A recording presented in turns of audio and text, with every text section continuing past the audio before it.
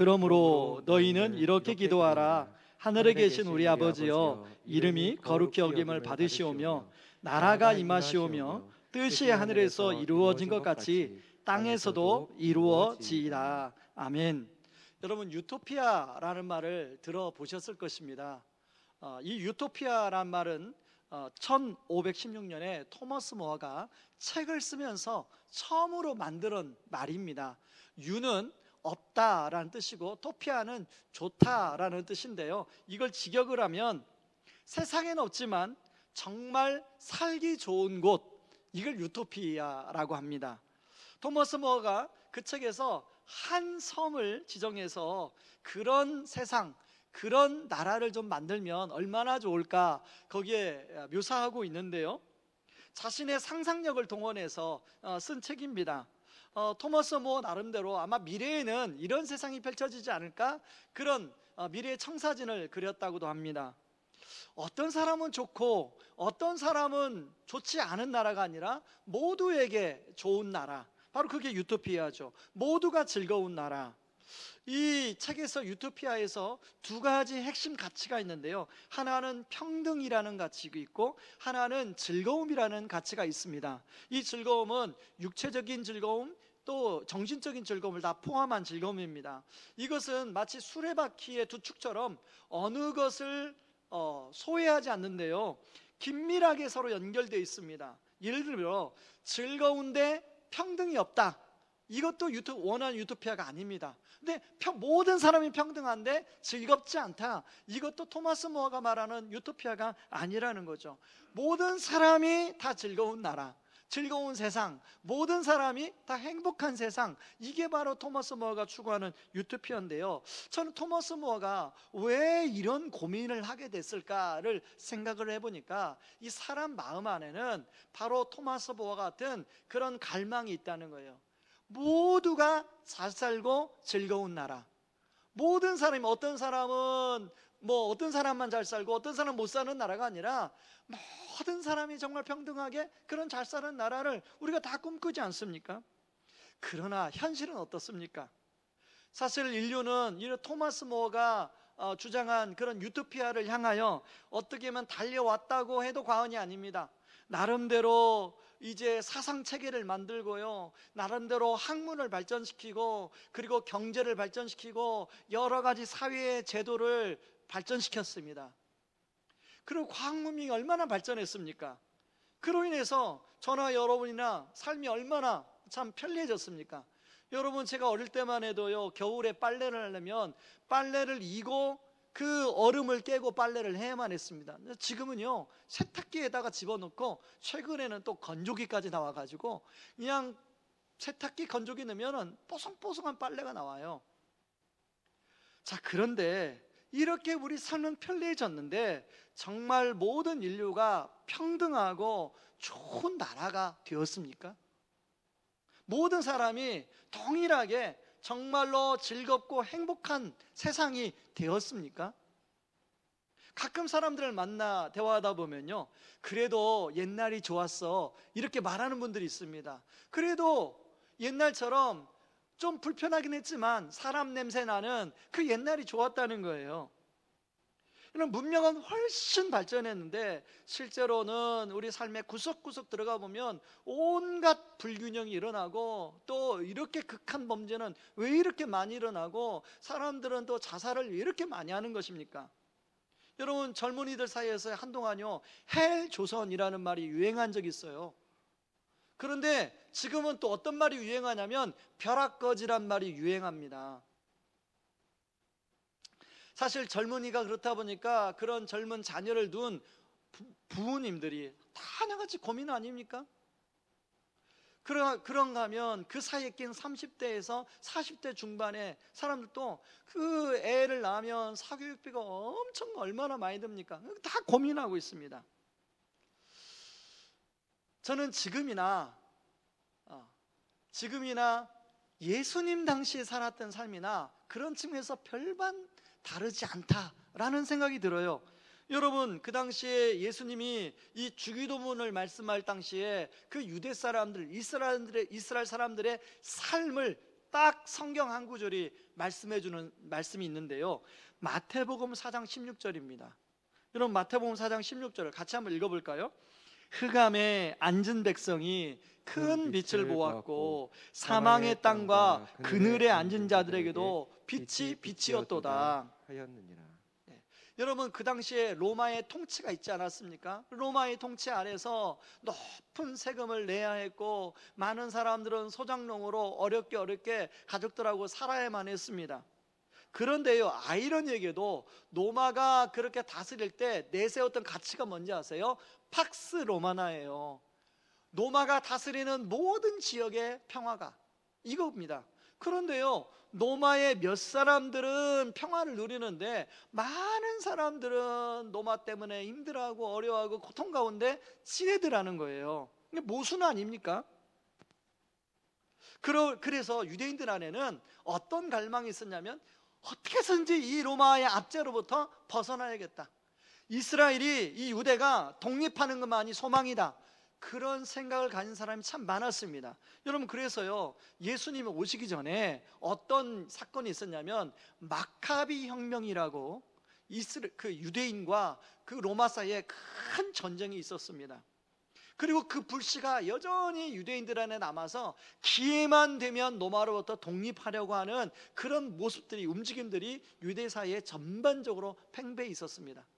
여러분, 예수님의 제자들도요, 예수님이 그 하나님의 나라에 대한 이야기를 하니까 그걸 어떻게 오해했냐면, 그래, 시온을 다시 회복하는, 다윗이 통치하던 그 세상을 다시 회복하는 그런 어떤 나라, 그런 나라를 꿈꾸지 않았습니까? 저는 이런 면에서 당시의 유대인들이나 여러분 오늘 살고 있는 우리들이나 그 근본적인 갈망의 출발은 똑같다는 생각을 해보게 돼요. 다시 말해서 토마스 모어가 말한 유토피아 같은 세상, 모든 사람이 평등하고 모든 사람이 정말 행복하고 잘 사는 세상, 그런 세상을 나도 지금도 살고 싶다. 여러분, 이것은 인류가 시작되면서 하나님을 떠난 인류 안에 있는 모든 사람들의 소망입니다. 최근에 이제 내년도 대선을 위해 가지고 수많은 여야 후보들이 나오면서 출사평을 발표하는 것을 보게 되었습니다. 여러분, 참 표현은 다양하지만요, 그걸 종합해 보면요, 공통적인 주장은 이래요. 모두가 살기 좋은 나라를 만들겠다는 거예요. 저는 한편으로 그런 출사평을 들으면서, 야, 저 후보가 이제 대통령이 되면 정말 우리나라가 좋아지려나? 모든 사람이 정말로 잘 살고 행복한 나라가 되려나? 하는 기대감도 있는가 하면요, 한편으로는 진짜 그럴까? 하는 질문이 제 안에 생기더라는 것입니다. 여러분, 혹시 최근에 여당 국회의원이 발의한 평등법을 아시나요? 이렇게 평등법 하면은 참 좋은 법이다, 이렇게 우리가 딱 인식이 되잖아요. 모두가 평등한 사회, 모두가 평등한 대우를 받는 사회, 얼마나 좋습니까?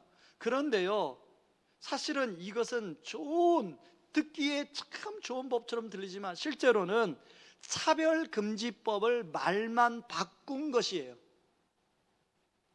여러분, 이 법의 골자는 동성애를 합법화하자는 것인데요, 차별금지법이 성소수자를 차별받지 않기 위해서 대부분의 사람들을 차별하는 법이 문제가 있다라는 것이 지적이 됐어요. 여러분, 그렇지 않습니까? 성소수자는 속수인데 그 사람들을 보호하기 위해서 많은 사람들이 그 피해를 보고 많은 청소년들이 그런 문화에 노출되어 살아가고, 나중에는 여러분이나 전에 자녀가 결혼한다고 며느리를 데려왔는데 며느리가 여자가 아니라 남자예요. 여러분, 그런 세상, 미국이 지금 그렇지 않습니까? 그렇게 동성애를 적극적으로 지지하는 그 국회의원이 만약에 자기의 자녀가 그렇게 데려온다면 그걸 용납하겠습니까? 그래서 모순인 거예요. 그 법이 모순인 거예요. 실제로요, 미국에서는 트랜스젠더가 이제 여자 화장실에 들어가려고 했을 때요, 음식점에서 종업원이, 여러분, 이 종업원이 이 트랜스젠더 이분을 보니까 남자인 것 같은데 여자 같고, 여자인 것 같은데 남자 같고, 그러니까 신분증을 요구했습니다. 그러니까 이 트랜스젠더의 사람이 경찰서에 고발을 했어요. 지금 자기의 성 정체성을 확인하려고 한다. 그래서 여러분 경찰서에 고발해서 벌금을 얼마나 내신지 압니까? 7,000불을 냈어요.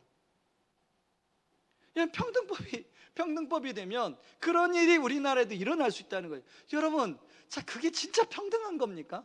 모순이잖아요. 그래서요, 프랑스 기독교 학자, 사회학자 자크 엘룰이라는 분이 있습니다. 이 자크 엘룰이 뭐라고 말했냐면, 인류 사회에 일어나는 대부분의 문제는 공산주의나 자본주의 같은 추구하는 체제의 문제가 아니라, 그리고 좋은 법을 만들어서 해결될 문제가 아니라, 좋은 제도를 만들어서 해결될 문제가 아니라, 교육으로 해결될 문제가 아니라 결국은 사람들의 마음의 문제다, 이렇게 결론을 내렸어요. 여러분, 정말 사람들의 마음의 문제라면 도덕이나 어떤 정치 이념이나 체제로 해결될 수 있는 문제가 아니라는 것입니다. 사람들이 하나님의 뜻을 버리고 각자 자기가 옳은 대로 행했기 때문에, 살았기 때문에 생긴 문제예요. 여러분, 아무리 좋은 법을 만들면 뭐예요? 자기가 다 자기 마음대로 사는데. 여러분, 이 정부 들어서 부동산을 몇 번이나 그 법을 바꿨습니까? 근데 사람들은 다 자기 마음대로 해요. 결국 사람들의 마음이 변해야 하는 문제라는 거예요. 한 사람 한 사람의 마음이 변할 때 진짜 모든 사람이 잘 사는 세상이 온다는 거예요. 자, 그런데 여러분, 사람의 마음의 문제가 죄의 오염이 되었는데, 죄를 지은 인간이 그걸 해결할 수 있을까요?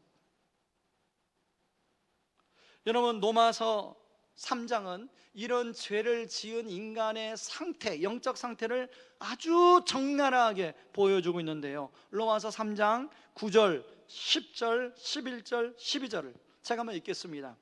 그렇다면 과연 우리 유대인들에게 이방인들보다 나은 것이 있습니까? 전혀 없습니다. 이미 말했듯이 유대인이나 이방인들이나 모두가 죄 아래 있습니다. 성경에 이렇게 기록되어 있습니다. 의인은 한 사람도 없다.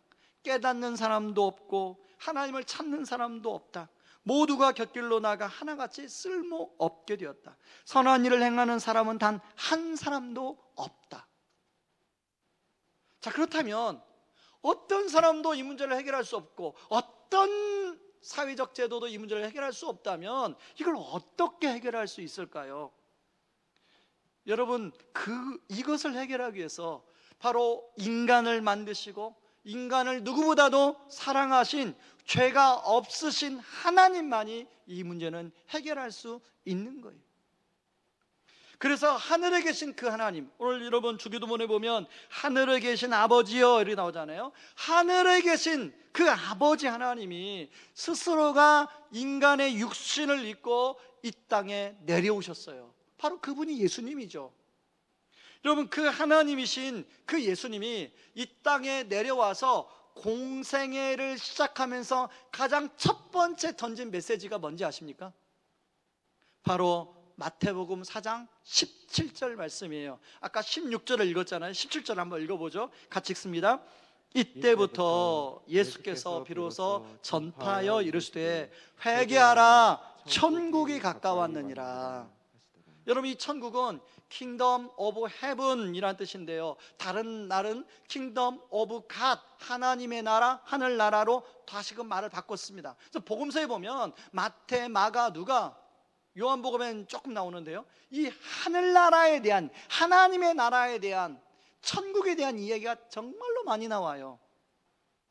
여러분, 우리는 그동안에 천국 하면 죽어서만 가는 나라로 이렇게 인식했잖아요. 그런데 예수님 말한 하나님 나라가 임했느니라 하는 것은 여러분 지금 예수님이 오심으로 선포하는 내용 아닙니까?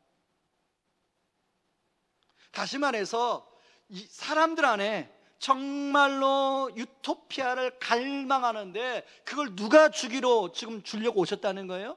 예수님이 우리들에게 그걸 주려고 와서 선포하고 있다는 것입니다. 여러분 여기 이때부터라고 나오잖아요. 이때부터가 언제냐면 바로 예수님이 세례 요한에게 세례를 받은 다음부터예요. 그러니까 공생애를 시작하면서부터예요. 예수님은 분명하게 내가 바로 이 하나님 나라를 너희들에게 선물로 주려고 왔다고 예수님은 이야기합니다. 왜요? 사람들한테 그 갈망이 있다는 걸 아시고. 그래서 예수님은 기회만 되면 하나님 나라가 어떤 나라인지를 설명합니다. 기회만 되면 하나님 나라가 어떤 곳인가를 제자들에게 가르쳐줘요. 자, 마태복음 5장 밑에 보면 산상수훈이 나옵니다. 산상수훈은 하나님 나라의 시민들이 살아가는 원칙, 삶의 원리를 다루고 있는데요, 이 산상수훈의 마지막 부분에 주기도문이 위치하고 있습니다. 여러분, 주기도문은 산상수훈의 하이라이트다, 이렇게 이야기합니다. 자, 주기도문은 6개의 간구로 되어 있는데 크게 두 단락으로 나누어져 있습니다. 전반부가 오늘 살펴보는 9절 10절 말씀이고 후반부가 11절에서 13절 말씀입니다. 전반부는 3개의 간구로 되어 있는데 바로 그 간구 중에 핵심이 바로 하나님 나라가 이루어지게 해달라고 하는 기도예요. 마태복음 6장 10절을 제가 쉬운 성역으로 읽어보겠습니다. 아버지의 나라가 이루어지게 하소서. 아버지의 뜻이 하늘에서처럼 이 세상에서도 이루어지게 하소서. 여러분, 하나님 나라의 설명은 어렵지 않습니다. 여러분, 우리 학교 다닐 때 나라의 3요소 배웠을 것입니다. 국민, 주권, 영토. 이걸 그대로 적용하면 됩니다. 하나님을 믿는 사람이 하나님의 말씀을 가지고 살아가는 땅, 이게 하나님 나라예요. 살아가는 삶의 현장, 이게 하나님의 나라예요. 예를 한번 들어볼까요? A라는 사업가가 있습니다. A라는 사업가가 하나님의 원리를 따라 자신의 회사를 경영해 가면 그게 바로 하나님 나라예요.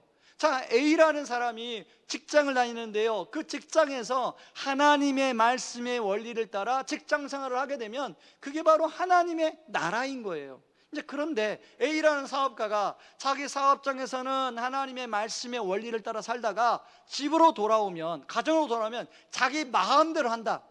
그러면 어떻게 될까요? 인간 나라가 이루어지죠.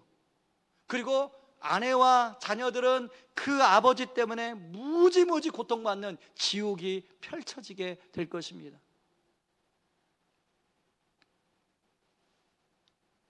여러분, 이 하나님 나라가 이루어지기 위해서는 10절에 보면 하나님의 뜻이 하늘에서 이루어진 것처럼 땅에서도 이루어져야 가능하다고 나와요. 자, 이 하나님의 뜻이 하늘에서 이루어진다는 말이 무슨 말인가 하는데요, 여러분, 이미 하늘에서 하나님의 뜻은 다 성취되었다는 거예요. 자, 하나님이 이 땅에 오시기 전에 우리에게 성경 말씀을 주셨는데 이 성경 말씀은 하늘에서 이미 다 성취된 하나님의 말씀이라는 거예요. 이제 그것을 이 땅, 우리가 살고 있는 땅에 그것들을 살아낼 때 하나님 나라가 이루어진다는 거예요. 오늘 예배드리는 모든 성도님들, 정말 이 하나님의 말씀의 원리를 따라 여러분의 가정과 여러분의 직장과 삶 현장에 하나님 나라를 누리시는 은혜가 있기를 바랍니다. 예, 그리고 아멘하고 여러분이 결심하고 기도하잖아요. 자, 그런데 여러분, 질문 하나 드릴게요. 여러분이 그렇게 결심하고 아멘하고 기도했는데 여러분 그 결심이 얼마나 가시나요? 제가 이렇게 질문 던질 몰랐죠? 여러분이 나름대로 주일 예배를 드리고 나름대로 큐티를 하고 나름대로 새벽 기도를 드리고 수요기를 드리면서 하나님 말씀의 은혜를 받고 내가 이렇게 말씀대로 살아야지, 하나님 아버지 이렇게 말씀대로 살게 하여 주시옵소서, 그런 결심을 하면 여러분 그 결심이 얼마나 가시던가요? 어떤 분이 저한테 그렇게 물으시는 거예요. 목사님 고민이 있어요. 제가 주일날 참 예배 은혜를 받는데요, 월요일날 회사만 나가면 마치 컴퓨터의 모드가 바뀌는 것처럼 제가 완전히 회사 모드로 바뀌어서요 다 잊어버립니다. 그리고 안 믿는 사람이나 똑같이 생활합니다. 그리고 주일날 오면 또 회개합니다. 또 이런 분들은 그래도 나아요. 어떤 여자분은요 와가지고, 어떤 여자 성도님은 와가지고 뭐라고 하냐면, 목사님, 저는요 주일날 정말 은혜를 받는데요, 그렇게 예배드리고 집에 가서 문을 여는데 막 애들이 막 집을 난장판을 해놓으면 그때는 하나님 나라가 안 보인다는 거예요. 모든 은혜 다 까먹고 거기서부터 야부터 막 소리 지르기 시작해서 막 애들하고 막 굉장한 팽팽한 긴장이 벌어진다는 거예요. 그 애들 입장에서 어떻게 했어요? 우리 엄마가 주일 예배만 다니면 우리한테 소리를 지르네? 그렇게 느끼지 않겠습니까? 자, 그런데 여러분만 그런 게 아니라는 거예요. 그러니까 너무나 당황하지 마세요. 여러분, 조나단 에드워드라고 하는 참 믿음에 아주 본을 보인 우리 믿음의 선배가 있습니다. 이 조나단 에드워드처럼 살 수 없을까라는 책이 있는데요, 이 조나단 에드워드의 일기를 발췌해서 조나단 에드워드의 삶을 조명한 책입니다. 근데 조나단 에드워드가 그 책을 보니까 70개의 자기가 나름대로 살면서 중요하다고 생각하는 70개의 결심문이 나와요. 결심문. 여러 항목에 대한 결심문이 나오는데 그 중에 자신의 게으름과 둔감함에 대하여 그렇게 하지 않아야겠다고 결심하는 그런 결심문이 나옵니다. 곳곳에 자신이 둔감함에 놓이고 영적 침체에 빠질 때가 많은데 그렇지 않아야겠다, 그리고 자신을 돌아보는 그런 또 기도의 내용도 나와요. 자, 이런 기록이 나옵니다. 제가 한번 읽어보겠습니다. 둔감하지 않기로 결심했지만 나는 다시 둔감해져 버렸다. 만일 성령이 지난주처럼 언제든지 내게서 떠나신다면 곧 나는 옛 상태로 돌아갈 수밖에 없을 것이다. 나 자신은 조금 더 신뢰할 만한 존재가 못 된다. 우리의 결심은 어느 날에는 최고조에 달하지만 다음 날에는 전혀 딴 사람처럼 비참하게 죽은 상태가 되기도 한다. 여러분, 참 조나단 에드워드가 솔직하게 자기 일기니까 그렇겠죠. 여러분, 조나단 에드워드의 책이 보면 이거 말고도 자신의 결심을 제대로 지키지 못한 고백들이, 여러분, 일기니까 날짜가 나오는데요, 어제 이렇게 내가 이렇게 회개했는데 그 다음날 다시금 또 그 같은 내용을 회개하는 내용이 나와요. 여러분, 조나단 에드워드가 그렇다면 여러분, 우리는 어떻습니까?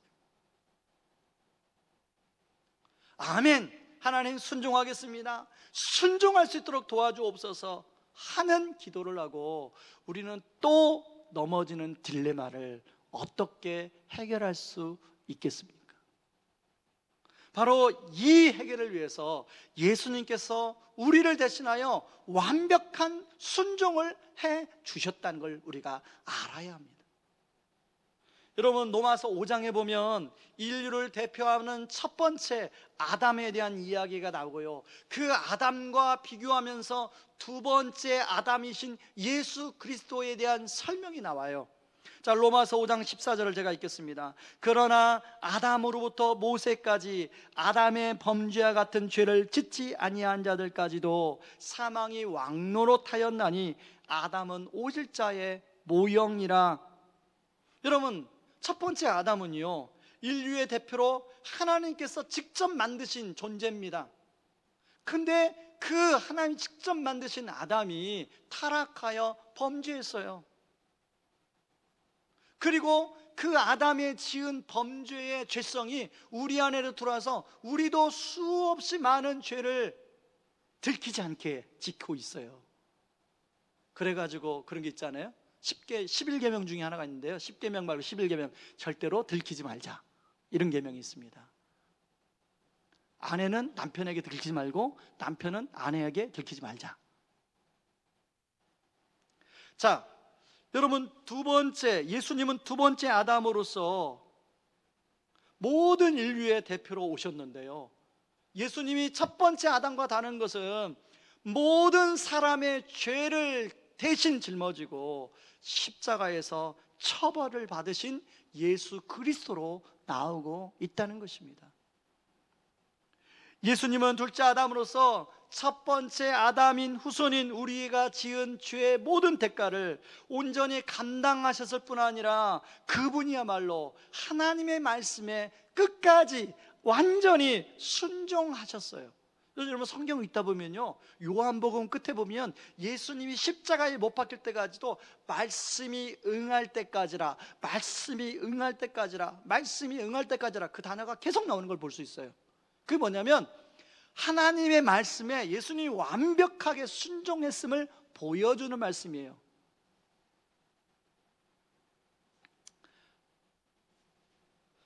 여러분 성경에 보면, 자, 이 말이 진리인지 아닌지를 여러분 잘 보세요. 성경에 보면 하나님의 말씀에 순종하면 하나님의 축복을 받는다, 하나님이 축복해 주신다. 맞습니까?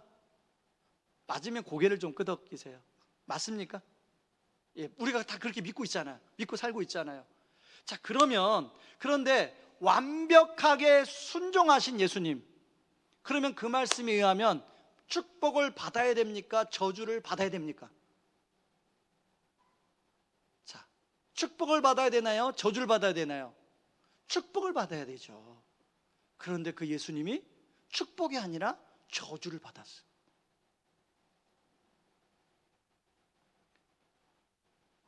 왜냐하면 우리가 순종하지 못하여 받게 될 모든 저주와 비난과 진노를 예수님이 대신 다 받으셨기 때문에 그렇습니다. 그로 인해서 우리는 그분의 사랑을 받을 뿐 아니라 그분의 생명을 누릴 수 있게 되었고, 우리도 그 하나님 말씀에 그분을 의지해서 순종하여 살게 될 수 있었습니다. 그래서 우리는 두 번째 아담인 예수 그리스도 안에서 이제 완전히 다른 명령을 받습니다. 자, 구약의 율법이 하나님의 말씀에 순종하면 축복해 주신다는 게, 이게 구약의 전제입니다. 그런데 예수님이 오셔서 이것을 완전히 바꾸셨어요. 뭐라고 바꾸셨냐면, 그리스도 안에 있는 우리는 내가 너와 함께하리라, 그러니 내게 순종하라로 바뀌었어요. 자, 같은 말입니다. 순종하라는 같은 말씀이에요. 그러나 이 두 말씀은 완전히 다른 거예요. 자, 구약의 율법은 순종하면 축복해 주겠다, 이것이지만 신약의 예수님의 말씀은 내가 너와 함께 하겠다, 그러니 네가 내 자녀로 순종해라, 이런 말씀. 자, 이것을 좀 더 구체적으로 말하면, 너희들이 불순종해도 너희들을 내가 결코 버리거나 떠나지 않겠다. 그러나 물론 내버려 두지도 않겠다. 너희들이 온전히 순종하여 순종의 기쁨을 알 때까지, 내 뜻을 철저히 따르며 하나님 나라를 이룰 때까지 내가 너희들과 함께, 때로는 징계도 하고 때로는 가르치면서 너희들과 함께 갈 것이다, 이런 말씀이에요. 그러나 너희들은 때로 내가 함께하지 않는 것처럼 느낄 수도 있을 것이다. 그러나 나는 결코 너희를 떠나지 않을 것이다. 아멘이십니까? 왜? 바로 내가 너희들을 사랑하기 때문에. 내가 너희들을 사랑하는 증거가 십자가에 못 박힌 예수 그리스도이기 때문에 그렇다. 여러분, 우리 주님은 우리가 말씀에 순종하는 것을 어려워하고 잘하지 못하는 것을 이미 아셨어요. 우리를 구원할 때부터 아셨어요. 우리가 구원하여 하나님의 자녀가 돼서 우리를 입양할 때부터 하나님은 아셨어요. 그래서 우리 주님이 그런 은혜뿐만 주시는 것이 아니라 성령님을 보내주셔서 하나님의 말씀을 더 잘 순종할 수 있도록 도와주십니다. 로마서 8장 4절은 이 부분에 대해서 이렇게 얘기합니다. 우리 같이 한번 읽어볼까요? 로마서 8장 4절 같이 읽습니다. 이렇게 하여 주의 본성을 따라 살지 아니하고 성령을 따라 살고 있는 우리에게 율법의 의로운 요구들이 완벽히 이루어졌습니다. 우리가 성령을 따라 살면 예수님처럼 율법의 요구들을 완전히 이룰 수 있다는 거예요. 다시 말해서 우리가 성령을 따라 하나님의 뜻대로 살게 되면 정말로 하나님 나라를 우리가 이루어가며 살 수 있다는 거예요. 그런데 여러분, 여기 한 가지 우리가 알아야 할 사실이 있습니다. 여러분, 예수님이 우리에게 생명과 순종을 주시는 과정 속에서 예수님은 자신의 이름이 불명예스럽게 되었습니다. 여러분 9절을 한번 보세요. 자, 9절에 보면 뭐라고 나오냐면 하늘에 계신 우리 아버지여 이름이 거룩히 여김을 받으시오며 이렇게 나와요. 여러분 당연히 하나님은 어떤 분이세요? 존귀와 영광과 찬양을 받으실 분이죠. 이름이 존귀하게 높여질 만한 분이죠. 그렇게 해야 항상 그렇게 되는 분이죠. 그런데 하나님이신 예수님이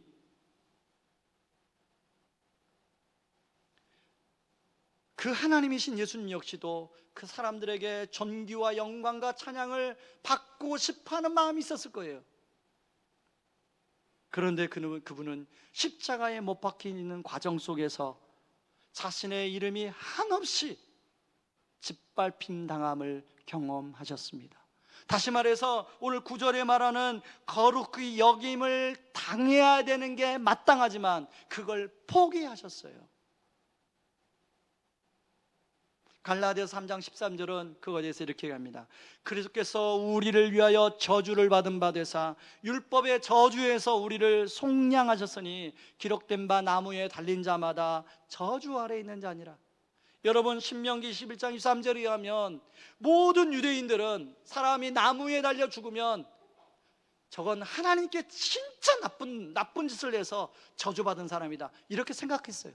그래서 335 십자가 밑을 지나가면서 아이고 저 예수 얼마나 나쁜 행동을 했으면 저 나무에 십자가에 못 박혔을까, 아이고 이러고 사람들이 지나갔어요.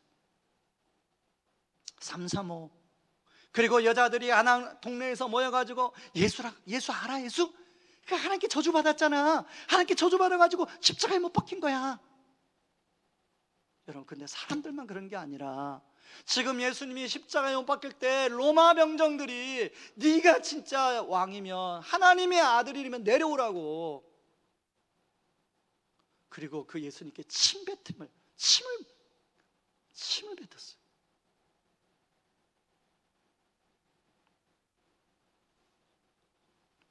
이때 예수님의 마음이 어땠을까요? 여러분 제가 만약 예수님이라면 어땠을까요? 보니까 제가 십자가 못 박게 했다가 모든 사람이 눈 깜찍할 사이에 딱 내려가서 한 대 딱 쥐어받고 딱 올라왔을 것 같아요. 가능하잖아요, 예수님인데. 만약에 여러분이 예수님이랑 안 그러겠어요? 투명인간 딱 돼가지고. 여러분 혹시 자녀를 키우시다가 자녀가 학교에서 어떤 잘못을 해서 여러분이 직접 학교 선생님한테 불려간 경험이 있으십니까? 저는 아들이 셋이다 보다 보니까 그런 일이 좀 몇 번 있었습니다. 그런데요, 여러분 그렇게 가면은 그 조그만 애들인데도 그 초등학생들 뭘 알겠어요? 근데 그 안에도 가해자가 있고 피해자가 있어요. 사실 별로 아니에요. 그냥 친구들끼리 놀다가 이렇게 건드렸을 뿐인데 그 안에 가해자 있고 피해자가 있는 거예요. 그거 갑자기 피해자가 학폭위가 열리면 피해자 부모는 얼굴을 들 수가 없어요. 여러분 제가 잘못했습니까? 제가 잘못한 게 아니잖아요.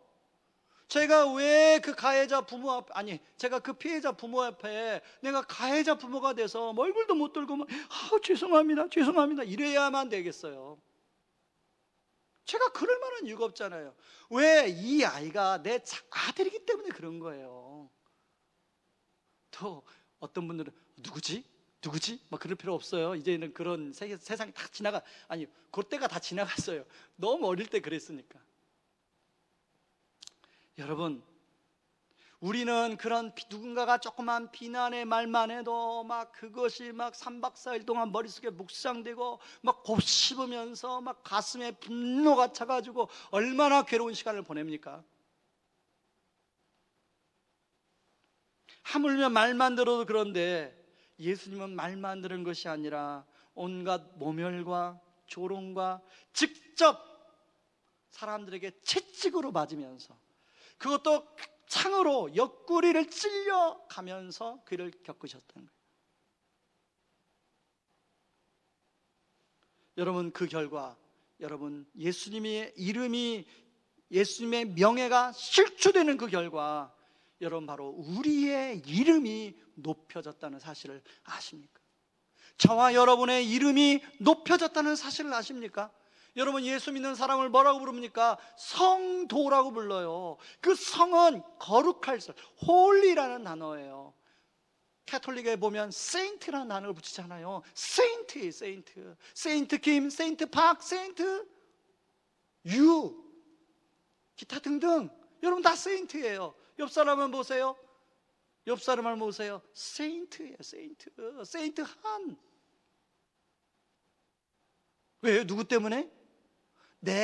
나 때문에 세인트가 된 게 아니에요. 나의 의 때문에 세인트가 된 거 아니에요. 주님이 십자가에서 그 조롱을 당함으로 내가 거저 세인트가 된 거예요. 나의 이름이 높여진 거예요.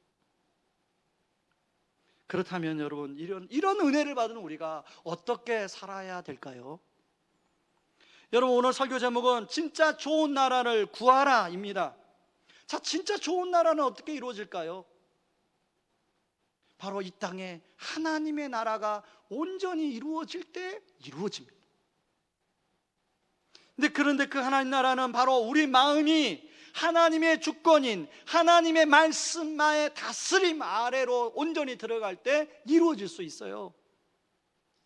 그런데 그 말씀에 대한 순종이 아까 말한 것처럼 나의 의지와 결심이 아니라는 거예요. 주님의 은혜를 바탕으로 한 성령님의 도우심으로만이 가능하다는 거예요. 여러분, 아까 조나단 에드워드가 말한 것처럼 우리의 결심은 늘 완전치 못하죠. 또 넘어지지요. 그러나 그때마다 우리에게 생명을 내어주시고 완전한 순종을 선물로 주신 예수님의 품으로 다시 달려가시기 바랍니다.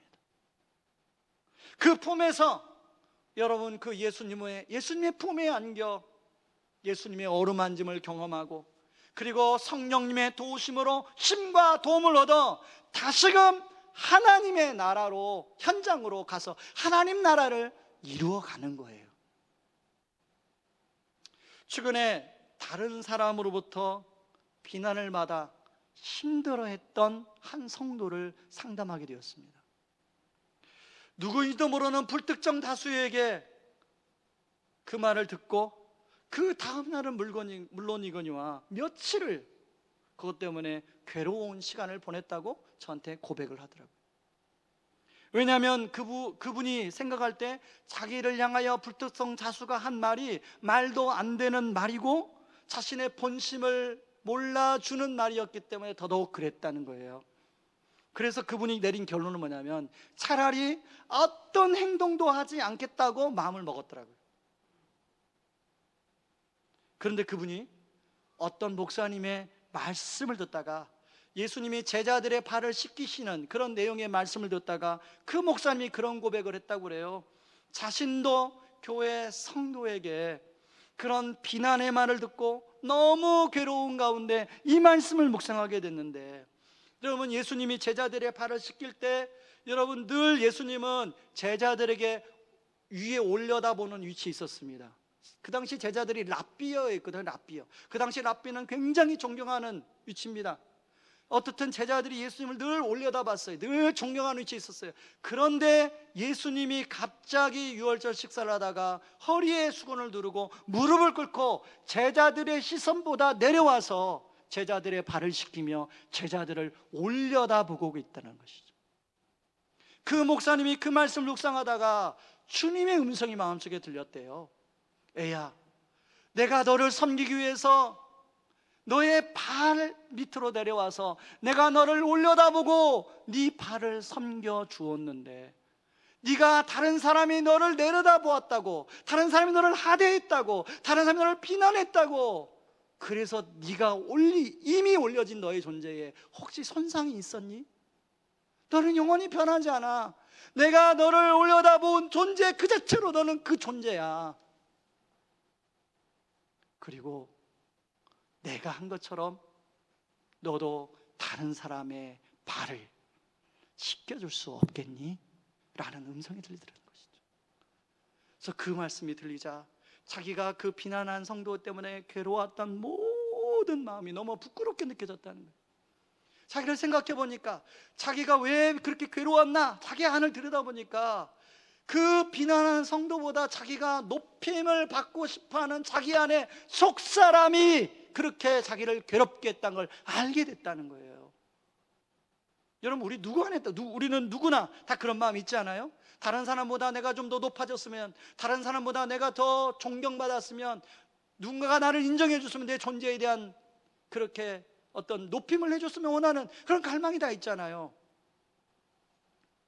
그 목사님이 그러고 회개를 하고 그 다음 주에 그 비난한 성도를 봤는데 너무나 사랑스럽더라는 거예요.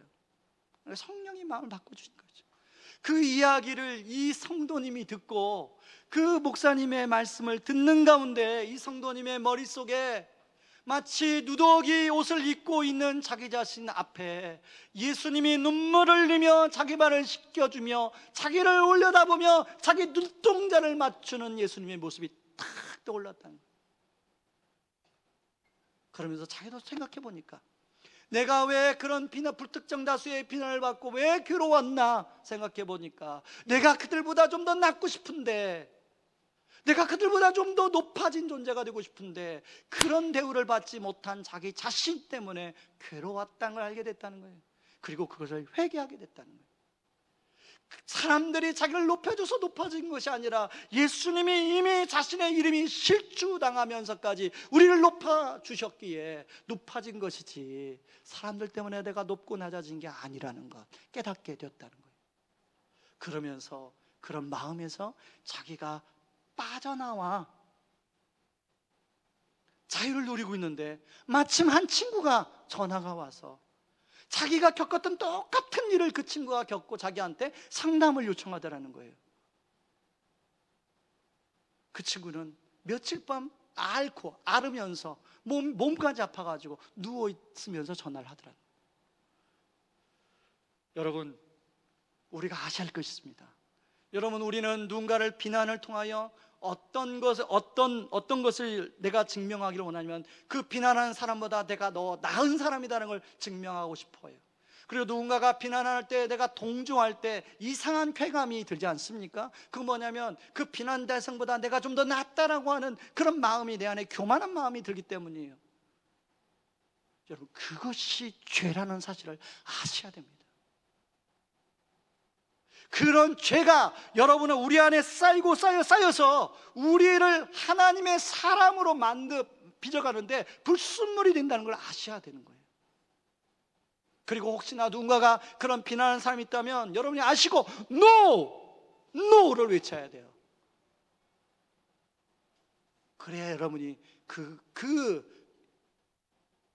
죄의 자리에 여러분이 들어가지 않는 거예요.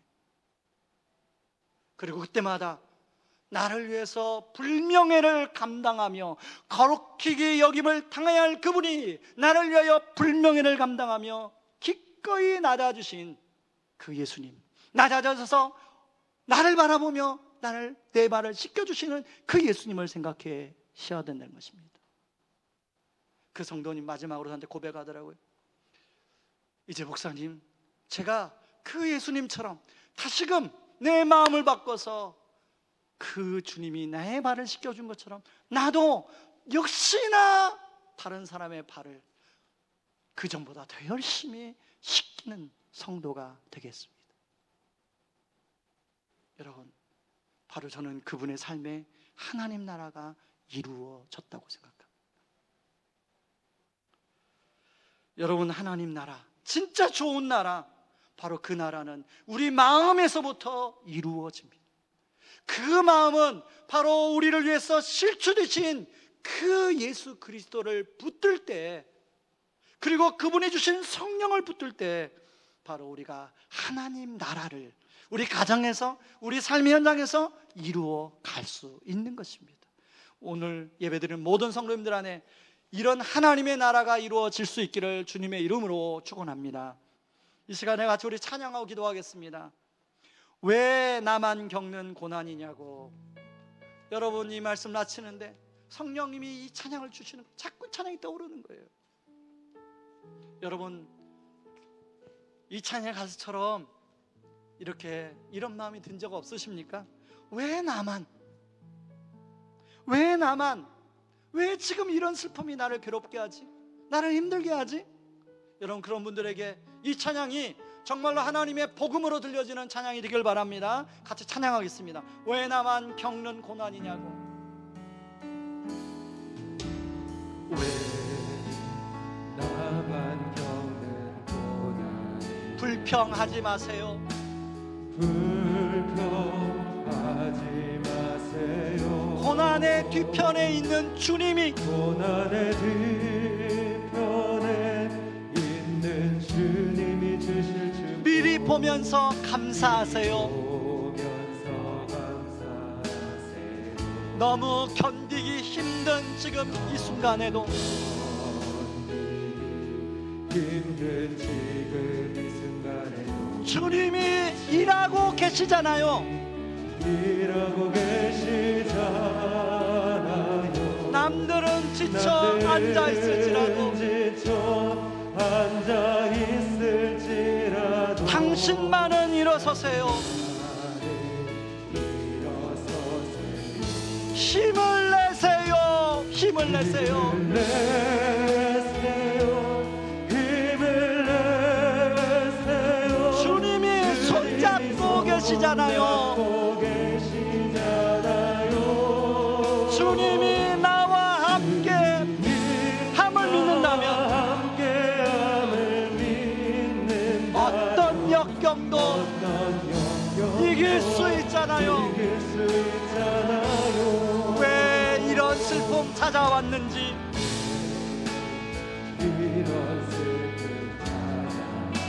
원망하지 마세요.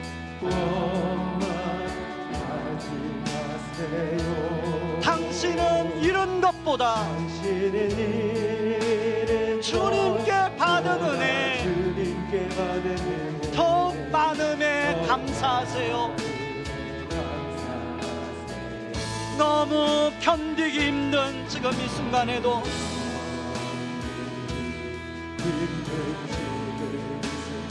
주님이 일하고 계시잖아요. 남들은 지쳐 앉아 있을지라도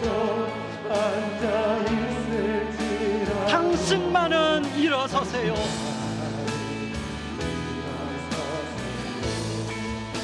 힘을 내세요. 힘을 내세요. 주님이 손잡고 계시잖아요.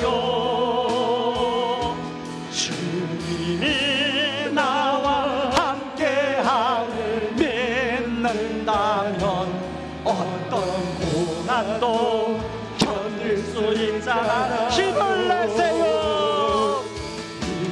내세요. 힘을 내세요. 주님이 손잡고 계시잖아요. 주님이 나와 함께함을 믿는다면 어떤 고난도 견딜 수 있잖아요. 여러분, 저는 이 찬양을 부르면서요, 들으면서요, 2절의 가사가 참 마음에 와닿더라고요. 당신은 이런 것보다 주님께 받은 은혜 더욱 많음에 감사하세요. 돌이켜보니까 주님이 나의 이름을 높여주기 위해서 그 온갖 모욕과 수치를 다 당하신 나에게 베풀으신 은혜가 얼마나 큰지, 여러분 그렇지 않습니까? 그 주님이 여러분에게 주신 은혜가 얼마나 큽니까? 그 은혜, 여러분이 잃어버린 것보다 그 은혜가 크기에 우리가 감사할 수 있는 거 아니겠어요? 여러분, 이 시간에 같이 한번 기도합시다. 우리 기도할 때 나의 의지와 결심으로는 하나님 나라, 진짜 그 좋은 나라 이룰 수가, 경험할 수가 없습니다. 주님, 그렇기 때문에 저를 위해서 기꺼이 자신의 이름을 칠팔피심을 감당하신 주님의 품으로 달려가기를 원합니다. 거기에서 주님의 손잡고 다시 일어나기를 바랍니다. 성령님, 저를 도와주셔서 제가 하나님 말씀에 순종하지 못할지라도 순종할 수 있는 힘과 지혜와 능력을 허락하여 주시옵소서. 내가 주님 품 안에서 그런 힘을 얻기를 원합니다. 주님 도와주시옵소서. 우리 같이 기도하며 나갑니다. 기도하겠습니다. 고마우신 하나님 아버지, 고맙고 감사합니다. 나의 의지와 결심으로는 아버지 그 진짜 좋은 하나님 나라를 아버지 이룰 수 없음을 하나님 고백합니다. 제가 목사지만 결심하지만 하나님 그게 얼마 가지 않는 것을 또 나라내도록 고백한 것처럼 저도 고백합니다. 하나님 그럴 때마다 하나님 절망하는 것이 아니라 좌절하는 것이 아니라 하나님 저를 위하여 기꺼이 자신의 이름을 짓밟힘을 당하신 아버지 그 주님의 품으로 달려가기를 원합니다. 그 주님의 손을 잡기를 원합니다. 하나님 그 주님이 주신 성령님을 의지하기를 원합니다. 그리고 다시 일어나기를 원합니다. 하나님 아버지 도와주시옵소서. 하나님 아버지 도와주시옵소서. 그래서 하나님 내가 패배했다고 생각한 그 삶의 현장으로 사역의 현장으로 달려갈 수 있도록 하나님 도와주시옵소서. 하나님 그게 아버지 가정이라면 하나님 가정으로 달려갈 수 있게 도와주시고, 아버지 그것이 직장이라면 직장으로 달려가게 도와주시고, 그것이 사역 현장이라면 사역 현장으로 달려갈 수 있게 하여 주시옵소서. 거기에서 주님의 손잡고 하나님 우리가 성령 의지하며 아버지 하나님 나라를 이루어가는 우리 모두가 되게 하여 주시옵소서. 그 하나님 나라가 아버지를 통하여 이루어지게 하여 주시옵소서. 힘을 내세요. 힘을 내세요. 주님이 손잡고 계시잖아요. 주님이 나와 함께함을 믿는다면 어떤 영난도 이길 수 있잖아요. 여러분 힘을 내시기 바랍니다. 여러분 힘을 내시기 바랍니다. 주님이 여러분의 손을 잡고 있어요. 자신의 이름을 질주당하면서까지도, 자신의 모든 자존심을 손상당하면서까지도, 자신의 거룩의 여김을 당함을 포기하면서까지도 우리를 사랑하신, 우리를 높여주신 그 주님이 여러분의 주님인 줄 믿습니다. 하나님 아버지, 나의 의지와 결심으로는 진짜 그 나라를 누릴 수가 없습니다. 기꺼이 나를 위하여 우리를 위하여 자신의 이름을 거룩히 여김을 당함을 포기하신, 자신의 이름을 짓밟히면서까지도 우리를 높여주신 그 주님의 품으로 달려가게 하여 주시옵소서. 그 주님의 손잡고 다시 일어나게 하여 주시옵소서. 성령님 의지하여 다시금 내가 패배한 나의 삶의 현장으로 달려가게 하여 주시옵소서. 거기에서 하나님 나라를 이루는 주님의 주력들이 되게 하여 주시옵소서. 지금은 우리를 죄에서 구원하시기 위해 자신을 친히 십자가에 내어주신 그 크신 우리 주 그리스도의 은혜와 아들을 내어주면서까지 우리를 사랑하신 하나님의 다음 없는 사랑하심과 성령 하나님의 함께하심과 이로 충만하심의 역사가 진정으로 하나님 나라를 이루어가며 누리기를 원하는 모든 분들 위해 이제부터 영원토록 항상 함께하기를 주의 이름으로 축원하옵나이다. 아멘.